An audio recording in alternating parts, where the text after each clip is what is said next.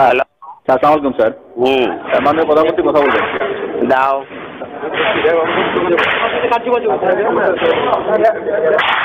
Hello hello, হ্যাঁ কি অবস্থা? মাননীয় প্রধানমন্ত্রী আসসালামু আলাইকুম। এখানে বিডিআরে বিদ্রোহ হয়েছে এবং আমার মনে হয় পরিকল্পিতভাবে এই সরকারকে হেয় করার জন্য করা হয়েছে এবং দাবি কিছুই নাই, শুধু যে আর্মি অফিসার চাই না বিডিআর, এইটুকুই দাবি। হ্যালো, না তোমরা এমনি আছো কেমন? সব ঠিক আছে? আমি আছি দরবার হলে, আমার অফিসারদের সহ আমাদেরকে ঘেরাও করে গুলি করছে ওরা। আমাদের অস্ত্র নাই, এই জন্য আমরা জবাব দিতে পারছি না। তো আমরা আছি দৃঢ় অবস্থায়, আমরা কথা বলার চেষ্টা করছি, আমরা বলার চেষ্টা করছি যে দাবি মানা হবে, তোমরা ফায়ারিং বন্ধ করো। তবে অনেক অস্ত্র হাতে নিয়েছে, অনেক গুলি চালাচ্ছে এবং যদি আপনি মানে সেনাবাহিনী র্যাবকে অলরেডি র্যাব মুভ করছে, সেনাবাহিনীও মুভ করবে।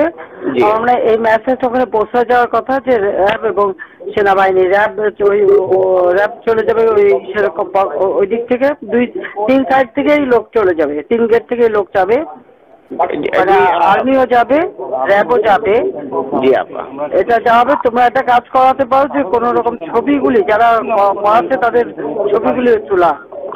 আমরা এটা নিচ্ছি আপা, আমরা ভীতু না, তবে আমরা যেহেতু অস্ত্র নাই এবং ঘিরে ফেলেছে এই জন্য আমরা এই অবস্থায় আছি। আপনি যত দ্রুত পাঠাবেন তত তাড়াতাড়ি পরিস্থিতি আমরা সামাল দিতে পারবো। যাচ্ছে, কিন্তু আমার মনে হয় আবার মানে অন্যরকম ক্রস ফায়ারিং না হয় সেটাও দেখতে হবে।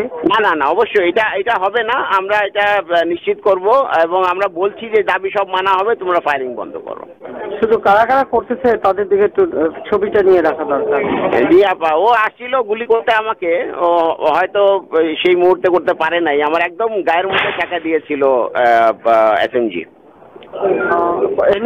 Any casualty no? এখন পর্যন্ত আমাদের জানা মতে ক্যাজুয়ালিটি হয়নি আপা, বাট হতে পারে, কারণ যে পরিমাণ গুলি চালানো হচ্ছে তাতে মনে হচ্ছে যে ক্যাজুয়ালিটি হতে পারে। আমি দেখি হেলিকপ্টার পাঠানোর চেষ্টা করছি। আর আমরা সাহস হারাচ্ছি না, আপনি দোয়া করবেন। জি, আমি ট্রুপ যাচ্ছে এবং হেলিকপ্টার পাঠাচ্ছি। ধন্যবাদ, ধন্যবাদ।